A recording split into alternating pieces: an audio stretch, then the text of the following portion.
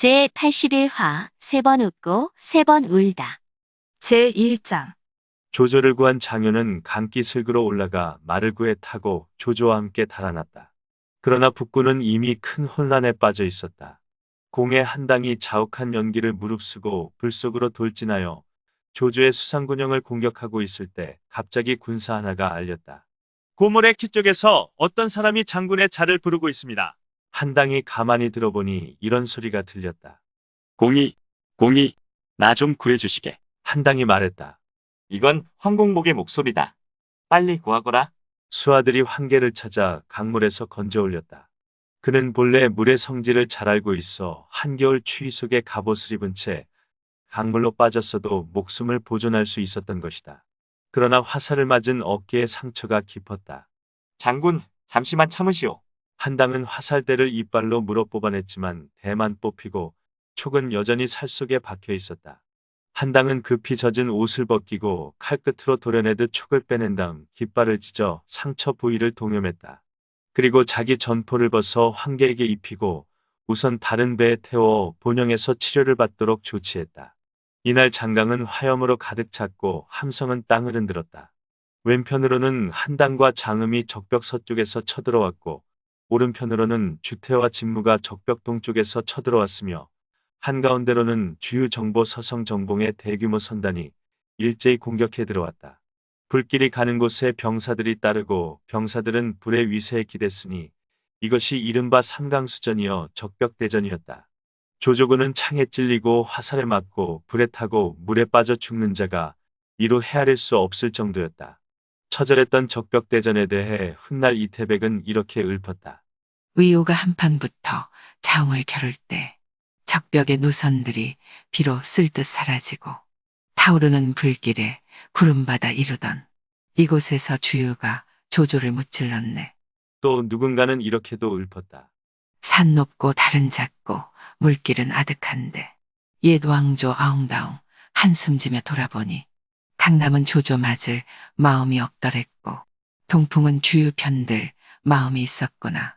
신하 삼국지연이는 적벽대전의 승전 요인이 화공이었던 것으로 그리고 있는데 정사도 송권은 주유정보 등 수군 수만을 보내 유비와 힘을 합친 뒤 적벽에서 조조와 싸워 그를 크게 쳐부수고 배들을 불태웠다고 기록하고 있다. 그런데 정사에서는 유비가 오나라 군사와 함께 수륙 양쪽으로 진격하여 남군까지 추격하니 때마침 돌림병이 돌아 북군이 많이 죽음으로 조조는 군사를 이끌고 돌아갔다면서 조조군의 중요한 패전 요인의 하나가 돌림병이었다는 것을 적시하고 있다. 고고학과 현대의학에 따르면 이 돌림병의 정체는 주혈흡충병이었다고 한다. 그러면 삼국지연의에서는 왜 이 돌림병 이야기를 이런방구도 언급하지 않은 것일까? 추정컨대는 적벽대전의 주인공인 주유나 제갈량 등의 활약을 돋보이게 하기 위해서였던 것 같다.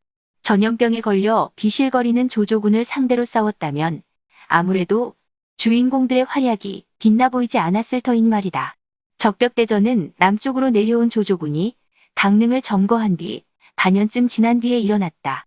따라서 그들이 호북성 일대에 유행하고 있던 주혈흡충병에 감염될 기회는 충분히 있었던 셈이다. 그런데 적벽대전의 승리가 제갈량의 공이었다고 생각하는 사람이 많았던 모양인지 삼국지의 주요 등장인물들을 기회 있을 때마다 평해온 마오쩌둥은 1953년 전국청년단 주석회의에서 적벽대전에서 공을 세운 장본인은 주유이지 제갈량이 아니었다는 점을 분명히 하면서 이렇게 말했다. 조조는 대군을 이끌고 강남으로 내려가 동호를 공격했는데 당시 주유는 일개 청년단원이라 동호군을 통솔하던 정보 등의 노장이 복종하지 않았으나 그 뒤로는 설득되어 오히려 적절히 여겼기 때문에 결과는 승전이었다. 조조군이 주둔했던 호북성은 붉은 흙이 많은 곳이다. 그런 탓에 그곳을 관통하는 장강기슭에는 깎아지른 듯한 붉은 절벽이 자주 보인다. 이 같은 절벽을 보통 적벽이라 불렀다. 이 때문에 삼국시대 최대의 싸움터였던 적벽은 여러 곳이 후보지로 떠올랐으나 지금은 고증을 통해 호북성 포기현이었던 것으로 판결이 난 상태다. 하지만 지금도 세인의 뇌리에 박혀있는 적벽은 적벽부를 쓴 소동파가 위치를 잘못 파악한 호북성 황강현의 적벽이다. 거기서 서남쪽으로 150km 더 들어가야 진짜 적벽이 나오는 것이지만 세인은 소동파의 적벽을 진짜로 생각하는 경향이 있다. 그래서 이 두 개의 적벽을 구분하기 위해 싸움이 있었던 진짜 적벽은 무적벽이라 부르고 소동파가 적벽부를 읊은 가짜 적벽은 문적벽이라 부른다. 그런데 재미있는 점은 중국인들이 더 많이 기억하고 더 많이 찾아가는 곳은 역사적인 무적벽이 아니라 소동파의 문적벽이라 한다. 제2장 한편 감령은 체중의 안내로 조조의 군영 깊숙이 들어가자 체중을 단칼에 내리쳐 말밑으로 떨어뜨리고 말먹이 풀에 불을 질렀다. 멀리서 불길이 치솟는 것을 본 여몽은 중군 수십 군데에 불을 질러 감령의 공격을 도왔다. 반장과 동습도 각자 역할을 분담하여 불을 지르고 함성을 올렸다. 사방에서 북소리가 요란히 울렸다. 장유의 도움으로 위기를 벗어난 조조는 100여기를 이끌고 불붙은 숲길을 달리고 있었다. 그러나 앞을 보니 불붙지 않은 곳이 한 군데도 없었다. 그래도 어쩔 수 없이 달리는데 문빙을 구한 모개가 십수기를 이끌고 쫓아왔다. 빠져나갈 길을 찾아보라. 조조가 명하자 장효가 길을 가리키며 말했다. 오림 쪽에 툭 트여 빠져나갈 수 있을 것 같습니다. 그럼 그리로 가자. 조조는 오림 쪽으로 말머리를 돌렸다. 한참 달리고 있을 때 배후에서 한 무리의 군사가 쫓아오며 큰 소리로 외쳤다. 역적 투조는 계속 거라. 불빛 속에 나타난 것은 여몽의 깃발이었다. 조조는 군사를 재촉해 앞으로 달아나면서 장효에게 남아서 뒤를 막고 여몽과 싸우라고 명했다. 그러자 이번에는 앞쪽에서 또다시 횃불과 함께 한때의 군사가 골짜기에서 쏟아져 나오며 큰 소리로 외쳤다. 능통이 이에 있느니라. 이에 간담이 서늘해진 조조가 어찌할 바를 몰라 허둥대고 있는데 갑자기 옆으로 한 무리의 군사가 따라오며 외쳤다. 승상, 놀라지 마십시오. 서왕이 예 있습니다. 오 서왕인가? 조조는 반가웠다. 그러나 안도의 숨을 돌리기도 전에 능통의 군사가 달려들었다. 이에 서왕은 적병과 한바탕 혼전을 벌인 후에 간신히 길을 열어 조조를 모시고 북쪽으로 달아났다. 그런데 앞쪽 산자락에 또다시 한 무리의 군사가 진을 치고 있는 모습이 보였다. 서왕이 달려나가 물었다. 너희들은 누구냐? 마연과 장이입니다. 그들은 원소 밑에 있다가 조조에게 항복했던 장수들이다. 이날 밤 북쪽 군사 3천을 이끌고 오던 중 하늘 가득 치솟는 불길을 보고 두 장수는 감히 이동할 엄두를 내지 못하고 그곳에 주둔해 있다가 조조를 만나게 된 것이었다. 조조가 두 장수에게 말했다. 그대들은 군사 1천씩을 이끌고 나가 길을 열라. 나머지 군사는 남아서 나를 호위하고. 조조는 이들 세 병력을 얻자 마음이 조금 안정되었다. 명을 받은 마연과 장의 두 장수는 나는 듯이 앞으로 달려나갔다. 그러나 채 10리도 못 갔을 때 함성이 일어나더니 한 무리의 군사가 쏟아져 나왔다. 앞장선 대장이 큰 소리로 외쳤다. 내가 바로 동호의 가문팬이라. 곧바로 마연이 나섰으나 적수가 되지 못하는 그는 싸운 지 한두 한만에 감령이 내리친 칼에 맞아 말밑으로 떨어졌다. 이를 본 장이가 창을 꼬나들고 달려들었다. 이놈, 너도 황천길로 가고 싶으냐? 감령이 호통을 치며 칼을 휘두르자 장애 또한 손 한 번 써보지도 못하고 말 위에서 굴러떨어졌다. 이를 본 병사가 나는 듯이 뒤로 달려가서 조조에게 보고했다. 마연과 장의 두 장수가 적장 감령의 칼에 쓰러졌습니다. 뭐라고? 조조는 얼굴을 찡그렸다. 이때 그는 합비에서 지원군이 오기를 기다리고 있었으나 달려온 것은 뜻밖에도 육선과 태사자의 군사들이었다. 합비로 가는 길목을 막고 있던 손권이 상류 쪽에 벌건 불길을 보고 아군이 이기고 있다는 것을 직감하자 육선에게 불을 놓아 신호를 올리라고 했다. 이 불신호를 본 태사자는 육선과 군사를 합쳐 조조 쪽으로 돌진해 왔던 것이다. 조조는 그들을 피해 이릉 쪽으로 달아날 수밖에 없었다. 한참 달리다가 중간에 장압을 만나게 되었다. 조조는 장압에게 뒤를 막으라 이르고 달리는 말에 채찍을 가하여 오경이 될 때까지 줄곧 따라났다. 마침내 머리를 돌려 뒤를 보니 불빛이 점점 멀어져 갔다. 그제서야 조조는 마음을 가라앉히고 좌우에 물었다. 여기가 어디냐? 오림의 서쪽이고 의도의 북쪽입니다. 보니 숲은 우거지고 산천은 험준했다. 산천 경계를 바라보던 조조는 별안간 하늘을 우러러 크게 웃었다. 하하하하하. 여러 장수들이 놀라 물었다. 승상께선 어찌 웃으시는지요? 뭐 별다른 건 아니다. 다만 주유는 꾀가 없고 제갈량은 지략이 적어 웃은 것뿐이니 만일 내게 용병을 맡겼다면 이곳에 한 무리의 군사를 미리 매복시켜 두었을 것이다. 그러면 어쩌지 못하였을 것 아니냐. 그 말이 채 끝나기도 전에 양옆에서 북소리가 울리며 불길이 하늘로 치솟았다. 어찌나 놀랐던지 조조는 하마터면 말에서 떨어질 뻔했다. 길 옆에서 한 무리의 군사가 쏟아져 나오며 큰 소리로 외쳤다. 나 조자룡은 군사의 명을 받들어 여기서 기다린 지 오래다. 조조는 서왕과 장압에게 조은을 상대하라 이른 다음 자기는 연기를 무릅쓴 채 화염을 뚫고 달아났다. 조은은 추격해오지 않고 조조군의 깃발만 빼앗았으므로 조조는 겨우 위험에서 벗어날 수 있었다. 제3장 먼동이 터오자 하늘빛은 어슴푸레하고 먹구름은 땅을 덮었는데 동남풍은 아직도 그치지 않고 있었다. 갑자기 큰 비가 퍼붓듯 쏟아지며 갑옷을 흠뻑 적셨다. 조조는 군사들과 함께 비를 맞으며 나아갔다. 모두들 허기에 지쳐 있었다.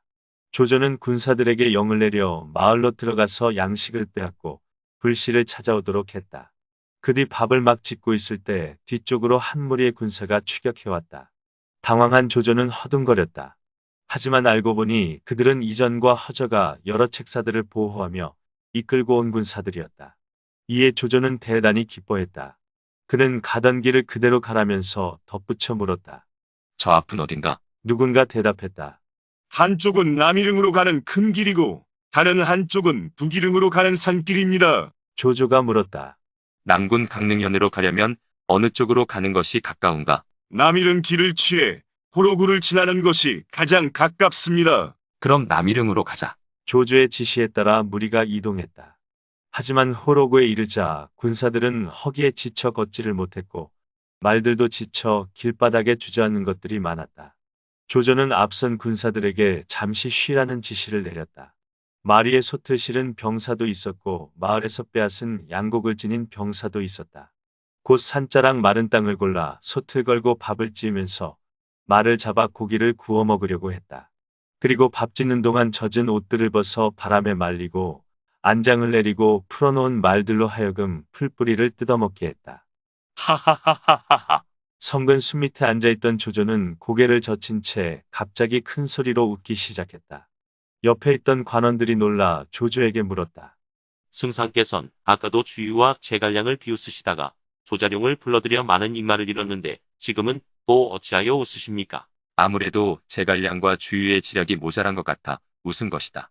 내가 용병을 하였다면 바로 이곳에 한 무리의 군마를 매복시켜 쉬면서 힘을 비축시켰다가 지친 적들을 맞아 싸우게 하였으리라.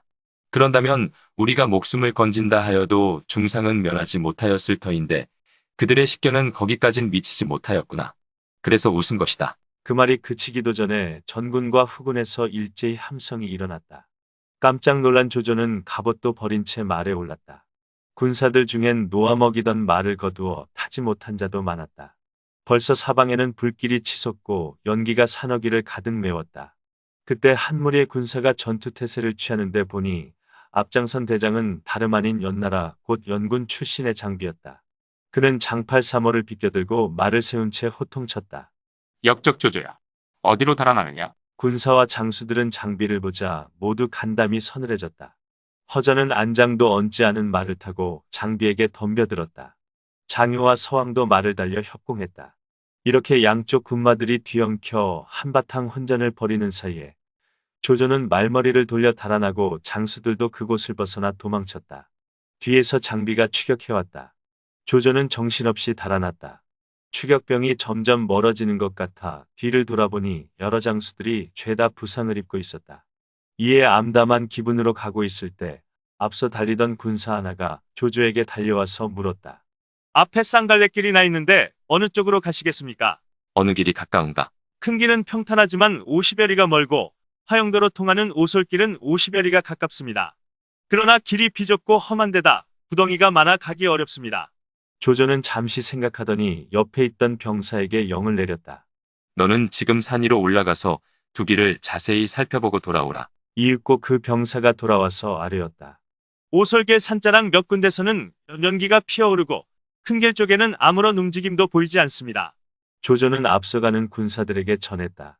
화영도로 통하는 오솔길로 간다. 여러 장수가 물었다. 연기가 피어오르는 곳에는 분명 군마가 있을 터인데 어찌하여 그쪽으로 가십니까? 조조가 대답했다. 허한 것은 실하게, 실한 것은 허하게라고 병서에 쓰여 있는 말도 들어보지 못하였느냐. 제갈량은 지모가 많기 때문에 일부러 불을 피워 아군이 감히 그 산길로 가지 못하게 하고 반대로 큰 길에는 군사를 매복시켜 우리가 오기를 기다리고 있을 것이다. 내 그 점을 미리 헤아려 저들의 계책에 빠지지 않게 지시한 것이니라. 그 말에 무장수가 입을 모아 탄복했다. 승상의 뛰어난 지략은 따를 자가 없습니다. 드디어 대오를 정돈한 군대가 화영도로 들어섰다. 이때 병사들은 모두 굶주림에 지쳐 쓰러질 것 같았고 말들도 모두 기진맥진이었다. 머리를 그을리고 얼굴을 댄 자들은 지팡이를 짚고 갔고 화살을 맞거나 창에 찔린 자들은 억지로 걸어갔다. 갑옷은 속까지 젖어 온전한 것이 하나도 없었고 무기와 깃발들은 어수선하게 흩어져 정돈된 것이 없었다. 태반은 이른 길에서 장비를 만나 패주하느라고 안장과 의복을 버린 채 고삐도 매지 못한 말을 타고 왔기 때문이다. 때는 엄동설한이었으니 그 고초를 어찌다 말로 형용할 수 있었겠는가. 제4장 앞서가던 군사들이 말을 멈추더니 꼼짝하지 않았다. 이를 본 조조가 물었다. 무슨 일이냐? 한 군사가 앞으로 달려가 상황을 살피고 돌아와서 조조에게 보고했다. 새벽에 내린 비로 웅덩이들의 물이 고인 바람에 말굽이 진창에 빠져 앞으로 나아가지 못하고 있습니다. 그러자 조조는 크게 화를 내며 꾸짖었다. 군대란 산을 만나면 길을 뚫고 물을 만나면 다리를 놓고 가는 것이거늘 그까지 진창 때문에 갈 수 없다니 그게 말이 되느냐. 그리고는 호령을 하달했다.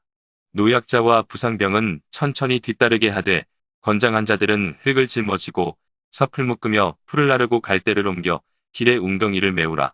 명으로 기는 자가 있으면 목을 치리라. 이에 군사들은 모두 말에서 내려 길 옆에 있는 대나무를 자르고 나무를 베어 산길의 웅덩이들을 메웠다. 뒤에서 적군이 추격해올 것을 겁낸 조조는 장효와 허저, 서왕으로 하여금 무사 100명을 이끌고 늑장을 부리는 병사가 있으면 그 자리에서 목을 베도록 했다. 이때 병사들 가운데는 굶주리고 지쳐 땅에 쓰러지는 자가 속출했다. 조조는 쓰러진 인마를 그대로 밟고 지나가라 독촉하니 이 바람에 말굽에 밟혀 죽은 자가 이루 헤아릴 수 없이 많았다. 가는 길 내내 울부짖는 소리가 끊이지 않았다. 이에 조조가 격노한 음성으로 말했다. 죽고 사는 것은 1000명인데 어찌하여 우느냐. 다시 우는 자가 있으면 가차없이 목을 베리라. 그는 행군의 효율을 위해 인마를 셋으로 나눠 3분의 1은 뒤쳐오도록 하고 3분의 1은 구덩이를 메우고 나머지 3분의 1은 조조를 수행토록 했다. 이렇게 하여 험준한 곳을 지나자 길이 조금 평탄해졌다.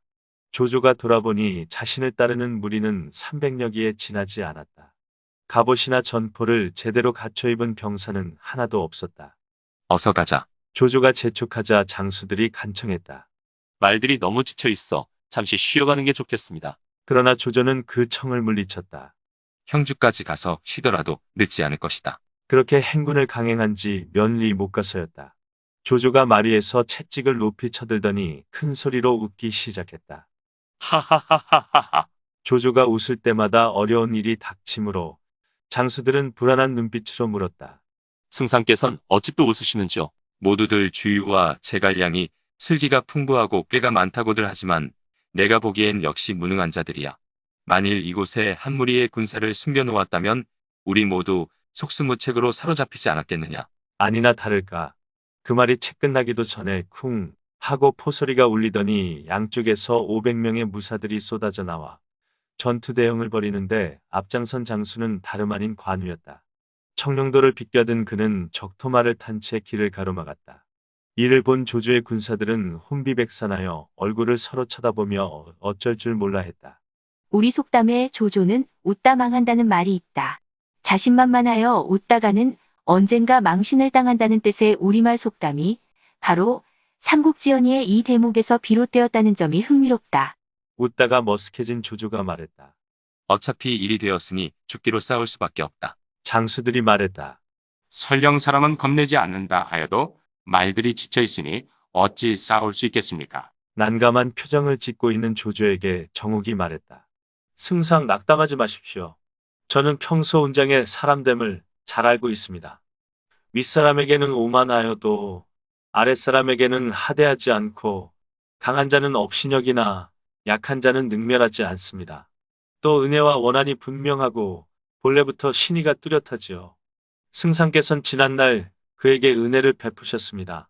그러니 지금 몸소 사정하시면 이 어려운 고비를 벗어나실 수 있을 것입니다.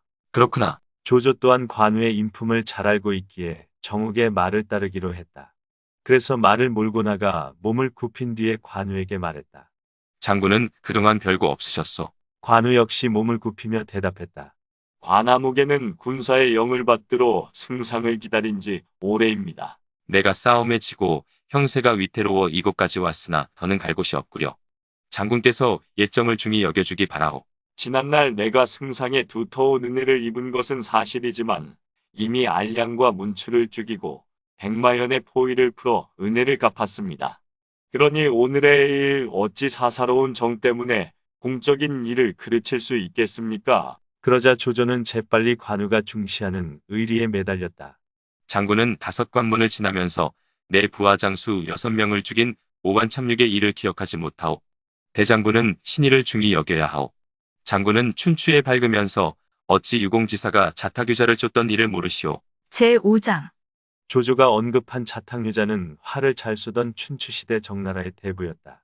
정나라에서는 그를 시켜 위나라를 침범케 했고 위나라에서는 유공지사를 시켜 그를 쫓도록 했는데 조조의 말처럼 양공 14년조에 등장하는 그 일화는 맹자에 이렇게 실려 있다. 자타규자가 오늘은 병이 나서 내가 활을 잡지 못하니 죽게 되었구나 하면서 그 종에게 나를 추격하는 자가 누구냐 하고 물었다. 종이 유공지사입니다라고 대답하자 자타규자는 그럼 내가 살았구나 하였다.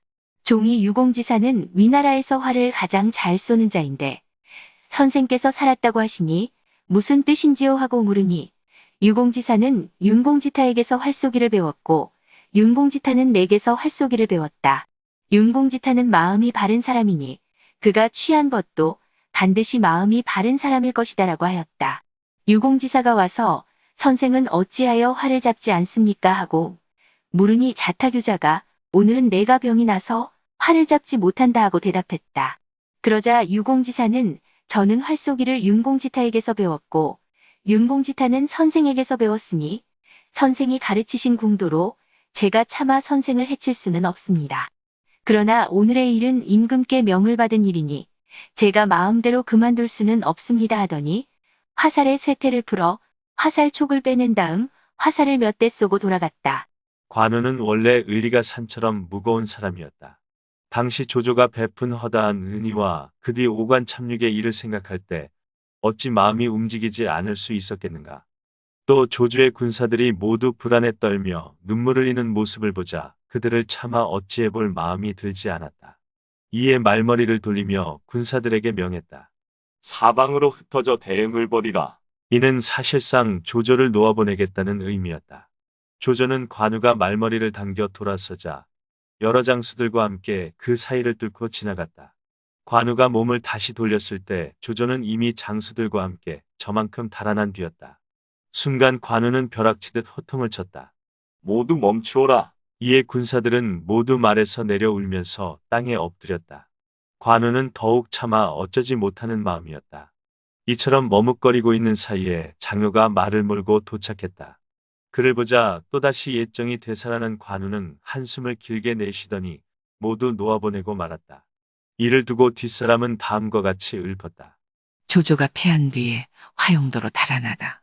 관우와 길목에서 정통으로 만났건만 지난날의 은희를 소중히 여긴 탓에 교룡이 달아나게 삿을 풀어줬다네. 험난한 화용도를 벗어난 조조는 골짜기 입구에 도착하자 뒤를 돌아보았다. 자신을 따르는 군사는 이제 겨우 27기밖에 남지 않았다. 날이 저물 무렵 그들은 남군에 접근하고 있었다. 그런데 한 무리의 인마가 많은 횃불을 밝히며 앞길을 가로막았다. 조조가 크게 놀라 중얼거렸다. 이젠 죽었구나. 한 무리의 기마초병이 그 사이를 뚫고 달려나오는데 보니 조인의 군사였다. 조조는 그제야 마음을 놓을 수 있었다. 이윽고 다가온 조인이 조조를 영접하며 말했다. 비록 싸움에 진 줄은 알았지만 멀리 떠날 수 없어 부군에서 영접할 수밖에 없었습니다. 조조가 말했다. 하마터면 너를 못 볼 뻔하였구나. 그는 무리를 이끌고 남군으로 들어가 쉬었다. 뒤이어 도착한 장효가 관우의 덕을 말했다. 조조가 점고해보니 부상당한 자가 극히 많았다. 조조는 그들 모두에게 휴식을 취하라는 영을 내렸다. 조이는 조조의 기분을 풀어주려고 술자리를 마련했다. 책사들도 모두 모인 자리였다. 조조는 갑자기 하늘을 우러러 크게 통곡했다. 여러 책사들이 말했다. 승상께선 범의 굴에서 도망쳐 나오실 때는 조금도 두려운 기색이 없으셨습니다. 이제 성안에 도착하여 군사들도 음식을 먹였고 말들도 사료를 먹였으니 군마를 정돈하여 원수를 갚으실 참인데 어찌 통곡을 하시는지요? 조조가 말했다. 곽봉효 때문에 우는 것이다. 만약 봉효가 있었다면 내가 이렇게 실패하도록 놔두진 않았으리라. 그리고 가슴을 치며 통곡했다. 슬프도다 봉효여. 가슴 아프도다 봉효여. 애석하도다 봉효여. 조조의 슬픈 감정은 사실이었을 것이다. 그러나 그는 뛰어난 정치가였다. 그래서 패전했을 때조차도 충성을 다한 부하를 그리워하는 모습을 보임으로써 다른 부하들의 충성을 끌어내는 일을 잊지 않았다. 여러 책사들은 부하를 아끼는 그를 보고 마음의 감동과 무안함 때문에 고개를 숙이고 아무 말도 하지 못했다. 이튿날 조조는 조인을 불러 말했다. 나는 잠시 허도로 돌아가야겠다. 군사와 말을 수습하여 원수를 갚으러 다시 올 터이니 너는 남군을 온전히 지키고 있거라. 계책이 든 봉투를 하나 주고 갈 터이니 상황이 급하지 않으면 열어보지 말고 급해지거든 열어보아라. 봉투 안에 계책에 따라 행하면 동호가 남군을 감히 엿보지 못할 것이다. 조인이 물었다. 그럼 합비와 양양은 누가 지킵니까? 형주는 내가 맡아 다스리면 되고 양양은 이미 하우돈을 보내 지키도록 하였다. 합비는 가장 중요한 곳이다. 그래서 장묘를 주장으로 삼고 악진과 이전을 부장으로 삼아 그곳을 지키도록 하였다. 그래도 위급한 일이 생기거든 급보를 띄워 내게 따로 알리거라. 허도는 남군에서 그리 먼 길이 아니었다. 따라서 남군에 남아있다는 것이 통치에 허점이 생길 정도의 거리는 아니었기 때문에 그렇게 서둘러 돌아가야 할 이유는 없었다. 아직 강릉과 양양의 정예부대는 그대로 남아있었으므로 동호 정벌에 대한 준비를 거기서 다시 할 수도 있는 것이었다. 그럼에도 불구하고 서둘러 돌아가기로 마음먹은 것은 적벽대전에서의 패배, 아니 수전에 대한 넌더리 때문이었는지도 모른다. 그는 형주에서 항복한 여러 문무관원들을 허도에 가서 골라 쓰겠다며 함께 데리고 갔다. 그러나 올 때 위풍당당한 100만 대군이 돌아갈 때는 고작 700여기에 지나지 않았으니 참으로 허망하고도 허탈한 귀로였다. 남겨진 조인은 아우 조웅을 이릉에 파견하여 그곳에 머물면서 주위의 침공에 대비토록 했다. 읽어주는 고품격 삼국지는 다음 화도 계속됩니다. 이번 이야기를 재미있게 읽으셨다면 좋아요와 구독을 눌러주세요. 그리고 작품을 해설하는 프롤로그도 꼭 읽어주세요.